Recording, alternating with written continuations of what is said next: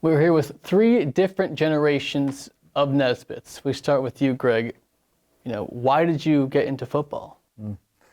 When reduced clutter, I had a great experience in high school in football, basketball, track, baseball, and at the end of the day, I wanted young people like Blake now, Kellen a few years ago, to have some of the same, what I perceived to be great experiences that I'd had. So just kind of trying to pay it forward.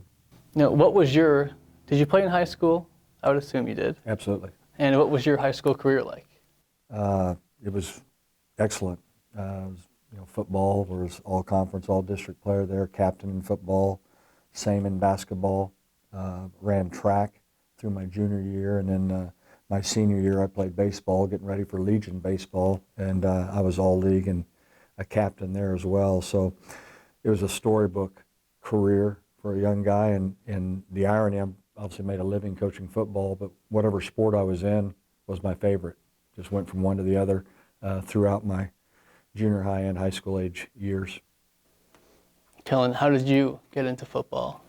I think, like Dad, I played football, baseball, basketball, loved all of them. I can't remember what grade it was, probably 5th or 6th grade. It switched over from flag to tackle, and the contact of it was my favorite part. And at that point, it kind of became my favorite sport, all the way through. But I enjoyed baseball, enjoyed basketball as well off through high school. So, yep. You said contact's your favorite part. Well, this guy, he loves physical contact. I mean, he's always hitting guys hard. How did you get into football? I just say I've been around it for as long as I can remember, coming up to the office on the weekends to hang out with Dad. So I've been around it for a long time, and I'd say I was pretty much destined to end up playing it. So, and yeah. Is it fair to say that you caused this the love for football in this family? With this setting, I go up with my dad, who wasn't allowed to coach. I came along too soon, and my sister followed briefly. He wanted to teach and coach, and with a different set of circumstances, he ended up having to move in another direction. And my sister coached, her daughters coached, and done well, I might add. And now we've got my other son coaches as well. So I think really through that lineage, sport and music bring folks together. Certainly sport has brought our family together.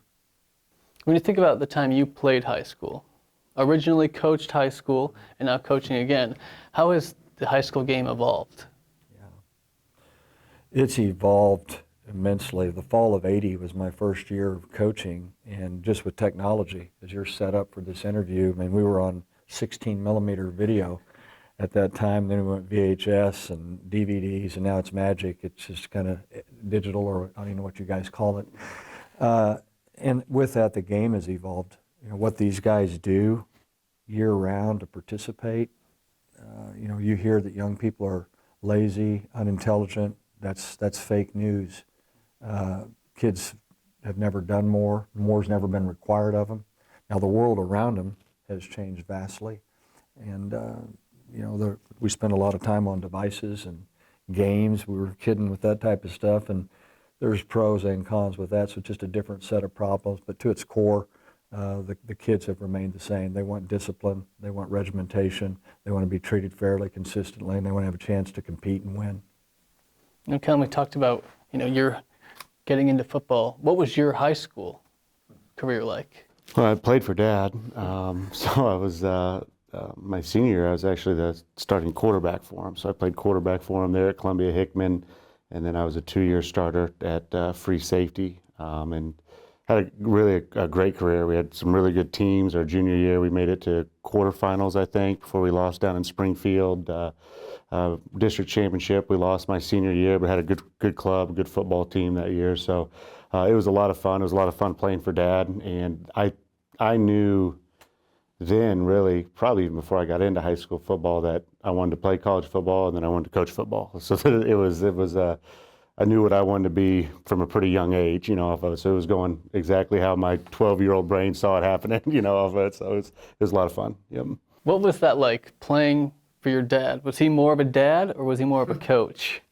He was more of a, it was, when we were at practice, when we were at football, he was a coach, and I was a player, I think, and you couldn't hide the dynamic of that we were also going to end up at the dinner table later, on that. But when we were at practice, it was certainly coach and a player relationship while we were there. And then obviously I did a pretty good job. I mean, we obviously were going to come home and talk some ball, but we were still going to do things that normal family did outside of football, and then it was football. That's what we were doing. And I'd sneak off during my study halls and my lunches. He had a trailer office down there, and we'd catch some extra videotape during the day to get ready. But that was about the extent of anything extra, during that time. So We'll reflect on your first year on varsity football in a moment, but what's it like playing for your grandpa? It was a great experience. I think he does a great job switching hats between grandpa and coach. But yeah, I've really got no complaints. I was glad he stepped down from Truman, came and coached me. We had a really successful season. It was a great time. No complaints. Yeah, no complaints all around. What was the hardest thing to get used to with him your dad as your coach? And talking about in high school? Yeah. I think there was certainly an expectation level, particularly the senior year when I was moving into the quarterback role. It was a big school, the largest in Missouri at the time. They were rolling, like the hard work of getting the program good he'd done during the early 90s before I was even playing. So we were expected to win. We were expected to be good. It was one of the biggest schools in the state, and now his son is a starting quarterback, and there certainly wasn't any preferential treatment. Like there was a high expectation, in terms of execution and performance and those kinds of things. So certainly I was hard coached. I had some what people would consider really tough coaches moving on, even there at Hickman, and then on to college, playing college football. And I always thought I was more than prepared. I thought it was, this isn't so bad, when I was at the college level and that kind of thing. So it was definitely, I was definitely hard coached through high school, but I also thought it really prepared me for college athletics. Like I was really ready to execute, really ready to be coached, once I got into college football. So. Greg, how do you switch hats from being a coach to a dad and grandpa? It's easier than you think. And one, you've done it for so long that, like this year with Blake, I kiddingly say Blake used to like his pawpaw, and things changed. I think he said one day that I could suck the air off a practice field. was the quote that he had for me. But when you've done it this long, you truly, in a moment, you don't even see son, grandson, Kellen, who's over there filming Paul. They're just players, and we're correcting, we're positive in the things that we're doing well, and we'd like to think we do that more. That might be debatable, and certainly constructively criticizing stuff we got to do better in real time. And I can't speak for Blake, but I was very concerned because I love my grandson, and how he'd respond. And to Kellen's point, I think when you're coaching your son or your grandson, we're never going to please the public. It's an impossible task. It's never going to be fair, and I think coaches either go overboard and think that they can't do anything wrong, or they're extra hard. And that's the way I've chosen to go. There's a lot of things I wish I could do over as a father and a coach for Kellen. Now as I'm doing his son, I'm certain there was no preferential treatment. In fact, his grandmother, Nana, my wife Jackie, she films our practices with a drone, and I think the first day we had a padded live period, we were all bad. But I think the only one that verbally got really criticized was Blake. And I got in big trouble and slept on the couch at home that night. But I still haven't backed off. And what I do think what he said is the preparation to compete collegiately while other folks are now in a fraternity, and that's okay too. And just going to college, competing at a high level is not for everybody. It's tough-minded, tough folks that survive and make it in this business, playing and coaching. And you mentioned you'd make changes. What would those changes be? I think unnecessarily hard. I can remember coming home one night at 1, 2 in the morning after I think it was a Pattonville ball game where I think I'd called a play that he decided he didn't think was going to work or didn't trust it and didn't run it, and probably said something to the effect that if you ever do that again, you're probably not going to be on the field. That's the kind version. I probably wasn't Father of the Year, and not probably. You'd sort of like, you can't get those moments back. We laugh at it now, but it was certainly unnecessary stress that young players already have enough of, and then you throw in that dynamic. So I've had certainly my fair share of those moments through the years. As a young kid, what was that moment like for you with your coach and your dad, saying that to you at the dinner table? I think it probably sounds abnormal, now, but at the time it didn't feel out of right field. Like, I know how competitive Dad is. I know how hard we were working, and I just happened to be the guy that also lives under the same roof as him. So we ended up losing that day.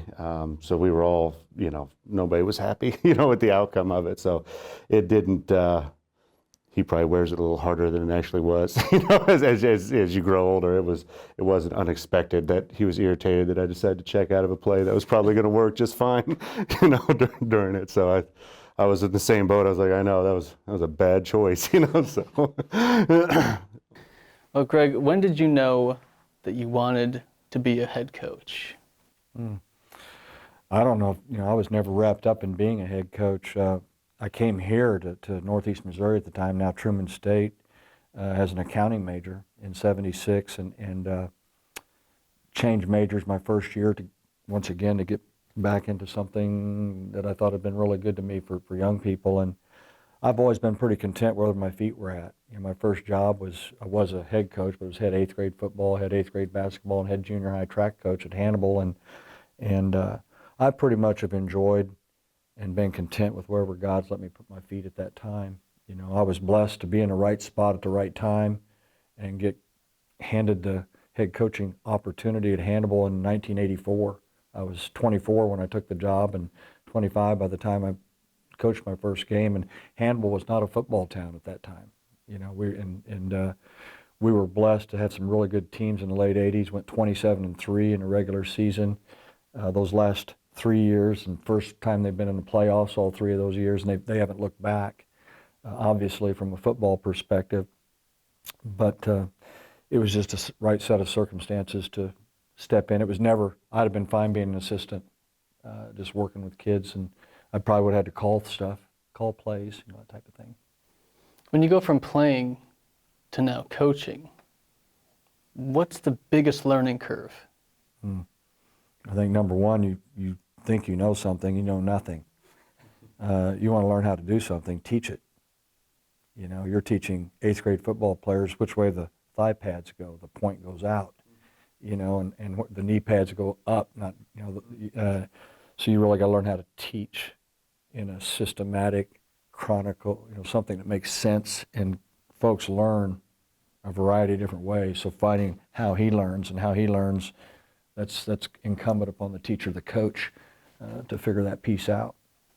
Kellen, same question for you. You go from playing to coaching. What was your biggest learning curve? I think that, as a player, you always think, practices are hard, the workouts are hard. Like, there's a lot of physical exertion that goes into playing. And then when you switch seats into the coaching profession, it's always, I think it's shocking when I see people make that transition on the amount of hours, just the amount of work that goes into it, how much behind the scenes effort goes into practice organization and practice planning, and just all the different pieces, and the strategies and the practices are just, the one piece of it. And then there's the people management, that goes into it, and how much time you're thinking about each guy in the program, and what's going on with this guy, and what's going on with that guy, and what's he need, and how can we help there? And it's just a lot of different hats, and ends up being a lot of time. So I think the time commitment is shocking as you transition from playing to coaching. Talking about transitions, and Blake, you transitioned to varsity football this year. What was your biggest learning curve this year? Well, my biggest learning curve, it was in the jamboree, and I think it was the second play, and a wide receiver came in and just lit me up, head over heels, and it was just the first time I've ever been hit like that in my life. And the biggest learning curve, I'd say, was the physical aspect of it. The game was moving so much faster than it was at the 8th grade level, and I definitely had to adapt to it. And yeah, so. There's not many ninth graders that start and play as much as Blake did for you this year. What does that say about him? Oh, he's different from an athletic standpoint. We knew, he's closing in on 6'3". I don't think that's a stretch, is it? Is that? And came into camp probably at 208 or in that range, coming off of lifting. As a 14-year-old, he can dunk a basketball a lot of different ways. He was a pretty accomplished wrestler in youth. So Paul thought maybe he can help somewhere. I didn't know whether he'd be a JV or a varsity type player. His body, it was apparent through the summer that we had to throw out his 14-year-old brain, and we needed his body for our football team. But whether he could make that transition and transition to the speed that he just alluded to without shying away, only time was going to tell. And immediately as we got into practice and even through the jamboree, his ability to get back into the saddle, to immediately flush a mistake and learn, and then immediately flush. And a lot of folks have a hard time flushing. They hang on to those mistakes, and you get in a fight or flight mode. Flight mode is they want to see the athletic trainer and get on the sideline in the sport of football. Or fight, we're going to really compete and go down swinging. And that's what separated Blake. It wasn't the body. Obviously, he's matured physically. That God's let him do that, just with his growth and size and speed and all that stuff. But he was impressive. I've had one other freshman, Jed Paulson, who's now the head coach at Blue Springs, and he ended up being a 3-time first-team All-Stater, state heavyweight wrestling champion, pretty tough guy, captain at North Carolina State in college. And that's, Blake's got a long ways to catch Jed, but that's kind of where he's at in that evolution. So he's in a rare company from a 45-year career from that standpoint. Let's go back in time some more. When did you have Kellen? And when did you have him, and where were you? We were in Hannibal. In fact, he was born in '84, so it was a great year. It was the first year I became a head coach, and he was born. And then Ryan, I think 3 years later, that was our first playoff season, '87. So both those guys brought me some good luck with their birth. So no, in Hannibal. And I'm a Hannibal boy, and I went back and coached and taught there '83, '89, and was their AD when I left and came here to Northeast at the time as a D coordinator, the job that he had, 90, 91, and 92, those 3 seasons. So, but '84 was when he was born in Hannibal. First year as a head coach, first year as a father, lots of things to juggle. What was that like? Well, we really need to have the head coach here, and that's Jackie. She was also coaching 3 sports. She ran track here at Truman Northeast, and she's ran the Drake relays, the KU relays. An accomplished athlete and a really, really good coach, and so there was a lot of moving parts to a young head coach, and she was coaching volleyball, basketball, and track herself. So he spent, point to the right one, he spent a lot of time in gyms as a toddler, and there was always girls around, more than happy to take care of him, and he grew up with a ball in his hand for certain.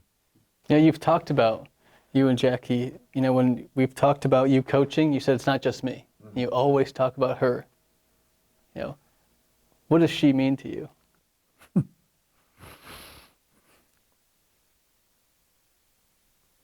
Sorry. It's 45 years. A lot of sacrifice. Just a lot of sacrifice to allow me to develop 2 families.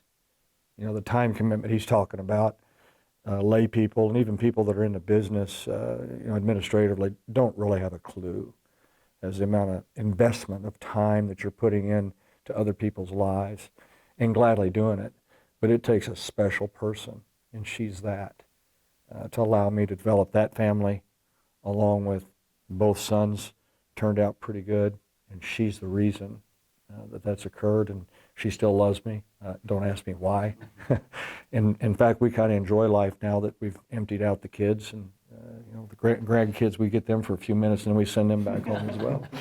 So but she's been, I certainly outkicked my coverage for a young guy that didn't know what he was doing in 1980. What does your mom mean to you? Well, she was second coach. I mean, a lot of those times because of the time commitment, and Dad always did a good job balancing, work and family life and all that, but inherently there was a lot of time with Mom, so she was my second coach, and a lot of who I am is through just the hours of conversation and post-practice time, just all the time, that I've had with her, because she was, shoot, Dad, in often ways, a lot of times he's the nice one. Like she's a coach through and through, so it was, I was just very, very blessed. There's just no other way to say it with who I was lucky enough to have for parents, from both standpoints. And so she was awesome. You just honestly couldn't have a better mom. She just did a great job. So there we are. 1 year in your coaching career, and you have a son, and Jackie's right there alongside of you. How do those first couple of years at Hannibal go? You can't even hardly remember them. They're a blur. We call them the Camelot years. Every step we've enjoyed, but she certainly was dumped on and wore a lot of hats. And it's just a business of life for dads as well, and dad coaches type of thing, but very busy time of life, but a blessed one. And we had her parents were from Fayette, Missouri, so they were close enough to help a little bit. And my parents, even though they were out in the middle of Kansas, were also instrumental during that time frame to help when they could. After Hannibal, what's next? We came here for 3 years, 90, 91, 92. Had a great run. We were in the national playoffs 2 of those 3 years. And then in 93, first time I did something for spiritual reasons. I thought God wanted me to work with city kids. Didn't necessarily want to live in a city. And Columbia Hickman High School was a unique opportunity that was afforded me. And those were another great stretch of run. I had the opportunity to coach both sons. We had a great run there, et cetera, before retiring. And then moved on with Willie Fritz, who's now at Houston. Called his defense at Warrensburg for 3 years, and got the opportunity to come here in 2010, back where Jackie and I met and really started so many years ago. So it's been a great place to finish a great career. At Hickman, you get your first taste of varsity football. Mm-hmm. What was that like comparing, watching your son play his first year of varsity football? It's, well, I mean, he's a lot bigger and stronger than I was, I think my first varsity football was as a 10th grader in a jamboree, and I probably walked out there at 6 foot, 170 pounds, which I think Blake was probably in 6th grade when he hit 6 foot, 170. So I do remember Dad wasn't even there for the jamboree because he was scouting whoever our week 1 opponent was. So the assistant coaches were coaching the jamboree. He was gone scouting. And my first series in the jamboree, I got one of the best hits of my entire high school career on a little sweep play coming to me. So that was, because I grew up ball boying, water boying. I don't know when you first let me down on the sideline for Hickman games, probably 4th grade, 3rd grade. So I mean, I'd been on the sideline for travel, all of it, So to me, starting and playing at Hickman High School was about like playing at Mizzou or for the Chiefs, like I thought I'd arrived on this. So I was pretty excited and got a pretty good piece of somebody on one of my first defensive possessions. So, but no, it was good. I think for Blake, it was a much, when you're just talking comparing to it, I think he was just as excited to get into varsity football. I think he had goals and he worked very, very hard, to give himself the opportunity to maybe contribute this year. So it was good to see, I guess, how much behind the scene work and how excited he was to get the opportunity, and then to see him just kind of getting to live it out and being productive and doing a good job with his opportunities. So Now I'm going to ask a fun question. We'll start with you. Do you remember getting hit or doing a hit like more? Which one sticks in your mind? Definitely hitting someone. Remember that a lot more. Describe your biggest hit on someone. My biggest hit is at Mexico, and quarterback dropped back to pass, and I bailed into coverage, and then he started scrambling out, and I came out of coverage, ran over to tackle him, and I just timed it up perfectly. And Mexico fans will say he was out of bounds. I think he was in bounds. And I just think I knocked him out to the track. It was a very fun feeling. Kellen, same question for you. Do you remember doing the hitting more or getting hit? Oh, absolutely doing the hitting more. I think the hardest hit I ever took was from my college roommate in a practice. So we like to joke about that. Still, he blindsided me. I'll tell him about it. But no, definitely doing the hitting. Remember doing the hitting more. Yep. Which one sticks out the most in your mind?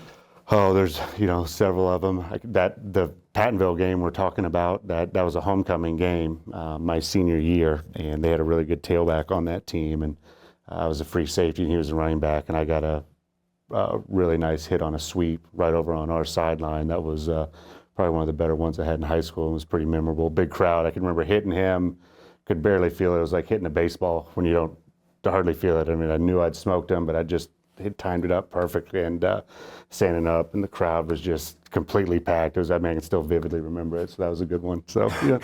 What about you back in your playing days? The only hit I can remember was I was on the receiving end, and unfortunately, and a young man by the name of Gary Ellis, who went on to play several years in the National Football League. He was playing for Columbia Hickman, so you can't make that up, and on a state championship team in '74. But he was about 6'2", 2 1/4, 230, and he won the state discus. He was third in the state shot put, and he didn't medal, but he made the state finals in 100, so he was a Superman type guy, and I gave him everything I had. The next thing I knew, he was still running in the end zone. I was looking up at the stadium lights a little bit, so I remember that one. See, I'm on the same side as Gregg. See, I had 5 sisters, no brothers. I just remember getting hit all the time. So Yep. now, if we fast forward to you coming to Truman, what led to that decision coming to coach here? Well, that was easy. The job opened up in 2010, and Jerry Wolmering, the athletic director, I expressed interest, and he reached out.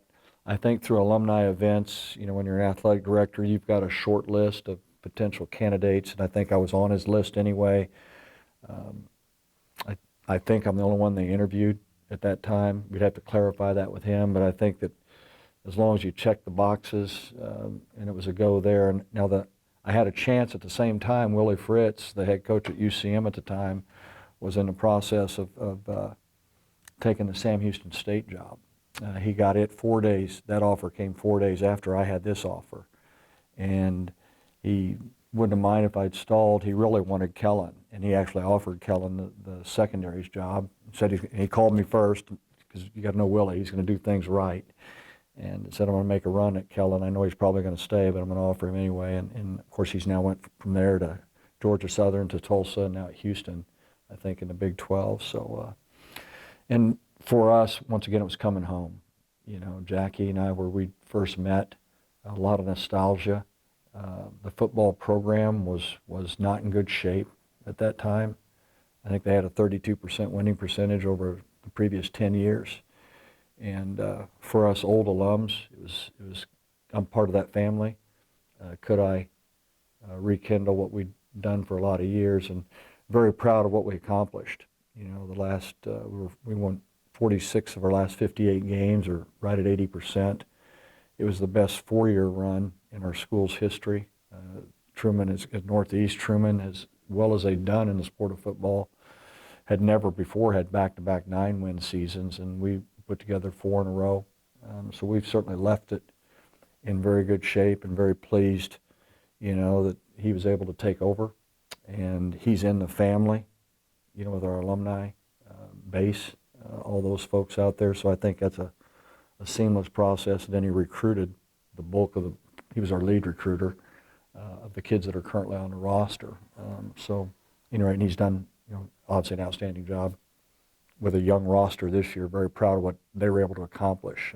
They were uncommon, starting 0-3 and won 7 of the last 8 of regular season. Like to have McKendree back, so 8 of their last 9, and beat a tremendous Tiffin team on the road soundly. That was a statement game nationally. When you look at the 2 leagues, et cetera, that certainly woke some people up from a national standpoint that now we're still here. He talked about 2010 is when he started here. 2010, where were you at? Well, so I had just gotten done GA, and so he was coordinating the defense at UCM for Coach Fritz. I had played for Coach Fritz, and then I was coaching the secondary as a graduate assistant.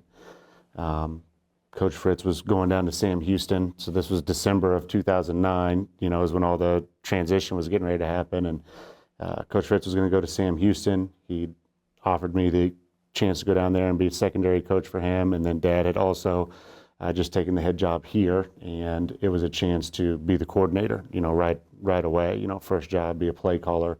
So that was obviously very enticing, and then, Audrey and I were, Audrey's 8 months pregnant. I mean, Blake was born in January of 2010. So we were go down to Huntsville, Texas, with a newborn. It was just a lot of transition. So it was very much her family's from Kansas City. Mom and Dad were going to be right here. So that was very enticing as well from that standpoint. There was just so much transition going on, and it was great. I don't think the experience I got at such a young age, getting to coordinate and call plays and all that, it just allowed me to grow so fast and so much. So it was just a really, really good. I'm just really glad we chose to do it that way, because it's been great from that standpoint.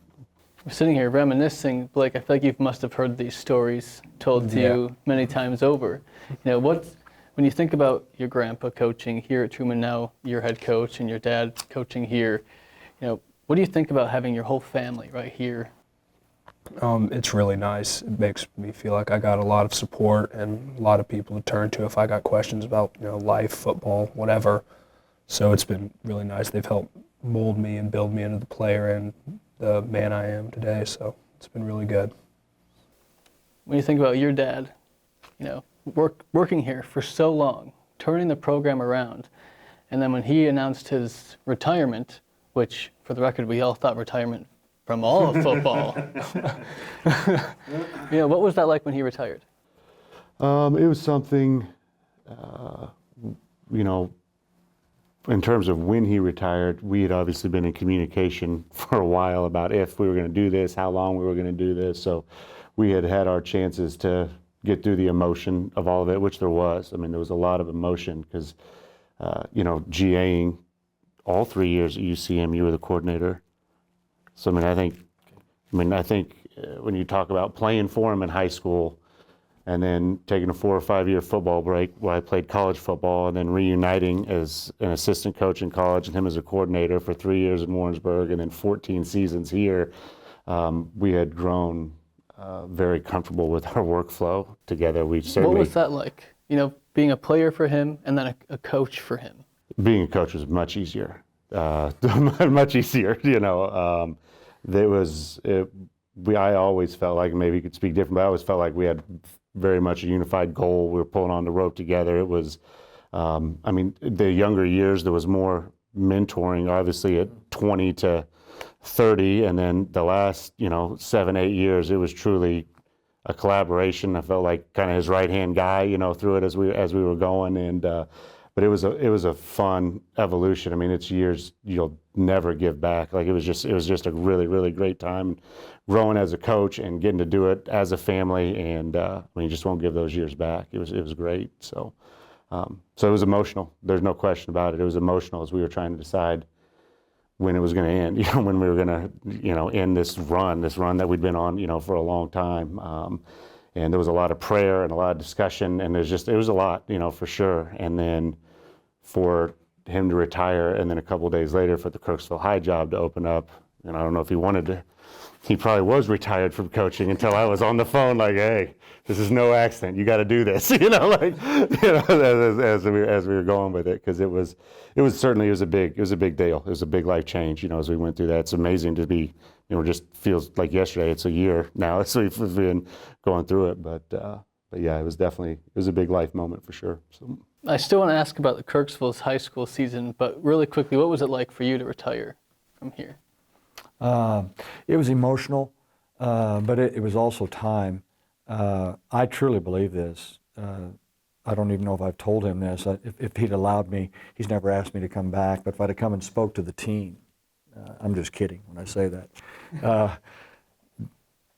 prior to their last game, their growth for a young club, for somebody that's intimately involved with the sport of football, they were better this year without me. And I think I do a good job, but sometimes people need change. And I tell people all the time, he's passed me several years ago from a coaching perspective. I don't know if that's saying anything, but from the strategies and those types of things, he's a smart coach. And with the staff that he put together, that he hired, offense and defense, the Bulldog football team grew quicker this year with him than they would have with me, and that blessed me. I say that with great pride. I was amazed at their growth, and I was a proud fan. That was a good Tiffin team that they took to school, 29-10 in that last bowl game, and I don't think anybody saw that coming, perhaps not even you or the coaches. I think the kids ultimately win and lose football games, but they were a prepared, ready to compete football team for certain. So I'm very proud of. It was the right time. There's certainly no regrets, and the only reason I hung on is I think I had 89 wins, and I think Red Wade has 99. So I was a year or two from having an opportunity to crack the century mark, but that's no reason to stay in it. And there's only one Red, so and that's what his boys would say, the guys that played for him. Just a few minutes left. So when you realized that your dad was going to coach your son, did you have flashbacks of when he was coaching you? Like, what were your expectations for him coaching your son? Well, I would think, like most families, the dad I know and the papa I see are two different people. So I didn't think it was going to be quite the experience in terms of, and I'm certain, I mean, I just think it was going to be a little bit more accountable for me playing quarterback for him at Columbia Hickman 20 years ago versus his grandson playing linebacker. He's 20 years more experienced, all that kind of stuff. So I was like very, very excited that Blake was going to get the opportunity. I knew Blake had ambition in football. I knew he loved playing the sport. I know how good Dad is at doing this. So I was happy he was willing to keep doing it. It takes a lot of energy. It takes a lot of time. I know there was part of you that wanted to be retired, so jumping into this thing was, I think, a blessing for our family, that we're sitting here, but I also think he ended up blessing the community and a lot of kids and a lot of families, with the kind of season they were put together and the experience that they had. So, Like, it was obviously a tremendous season the Kirksville Tigers had. Undefeated regular season, first NCMC solo title ever, won a district title. What was it like for you guys that last game? I mean, it sucked. It really did. But I just remember not until, Jace fumbled on that last play, I felt like everybody on the team still felt like we were going to win the game. I felt like I wouldn't have rather been in that situation with anyone else. I felt like everyone was competing, but it just didn't come out on the right end of the game. It was a crappy way to end the season, but still a great season. I misspoke when I said district title, but undefeated regular season, conference title, and for you, your first year at Kirksville, how would you sum it up? Oh, I think it was a perfect storm. I think he had a really, we had a talented senior class, a hungry senior class, a hungry program. We had to stay relatively, a lot of things had to happen, and they did. I think that the sum of the Tigers this past season was much greater than the individual parts. I think they played well together, and like for Blake, what was it like for you as a freshman to play, speak to me just a second, even with the seniors, et cetera, this year for you? It was really fun. I think it was a great senior class to play with. They helped bring me up, to varsity level. They were really accepting of me. It was. And with that, whether it's Blake as an incoming freshman or your other folks, they did a great job of understanding we had to bring everybody in to the family, if you will. And there wasn't the neatest thing about the loss was the raw emotion post-game by the younger players the 9th and 10th graders that weren't playing, on how invested into the season that they were, really spoke to me as an old guy on the impact that the team, the season had on a lot of folks that you don't even know sometimes what these young guys are thinking, grandson included. So very, very, obviously not pleased with the outcome, but it happens. There's one winner at the end of a high school football season. There's no bowl game.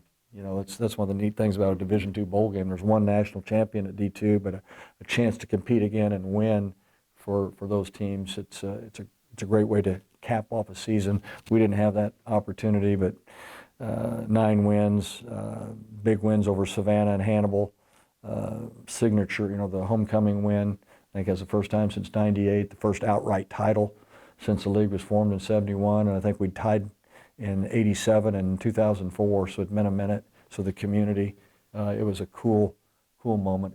You were obviously got to report on it. It was a cool vibe for a lot of people.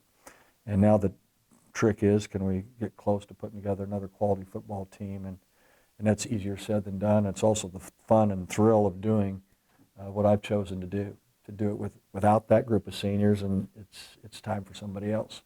Well, speaking of the future, one sentence. What is the future of Blake Nesbitt's career in football? It's whatever he wants it to be. There's no question that in his mind he sees himself playing collegiately and probably at a high level, probably with no disrespect for his dad at Truman, which he would love and cherish that. But where he ends up is up to him. Talk is, we live in a show-me state, and not just him, but all the kids like him. And you've got to go out and stack your todays and work. Work wins. And society, in many respects, has lost track of that. And it's not on with his age, with video games or socially, whatever we choose to do, those types of things. So it takes discipline, sacrifice, commitment to reach what you want. So it's really up to him and the kids just like him. But he can do anything he wants from a football perspective. How much do you look up to your dad and grandpa? I try to, be like them as much as I can. I think they're great people. I think they're great competitors. I try to model them on and off the field, and yeah. How much do you look up to your dad? He's been, without question, my number one role model in every facet, from how I coach to what kind of dad I want to be, to what kind of husband I want to be. So, I said it earlier, but I couldn't be more blessed with both parents, that I, just got lucky enough to have. Not everybody does, so I don't take it for granted. And it's certainly, like I said, been my number one role model. We started with you, we'll end with you. 3 generations of Nesbitts. When you look in the mirror and you see, you have a little piece of you in each one of these gentlemen, what do you think about this whole generation? Well, I'm very proud of each of them. I've done this obviously a long, long time, and really the only thing that changes, not just for your son or your grandson, but is the face under the helmet. We're all the same people. And, I'm pleased that the man, the husband, the father, the coach that he's grown into, just like I am Ryan. The biggest piece is the father. Along with the husband, just couples staying together is difficult in this time frame. But I'm very proud of the entire family, from top to bottom, and not just immediate. I'm talking Jackie's side, my side. It's a close-knit family across the board. The best coach in the family is my older sister. I think she was a part of, 5, 6, maybe 7 state basketball championships as a longtime basketball coach in Kansas. And I was always the black sheep when I come home for holidays. When are you going to do something type of deal? So I'm proud of all of them. But it's really cool to see Blake with the goals and the work ethic that he's had, and then sees, in his dad's words, the opportunities that he was afforded this year, and got better and better as a football player, and still growing from, he and I talk, whether it's emotional stability, just all of us with natural growth. He's getting it. It's not personal as we visit about these things. It's just the age as you grow and keep trying to mature and learn, flush it, keep growing, keep putting one foot in front of the other. So I've been blessed. God has certainly blessed me in a lot of ways.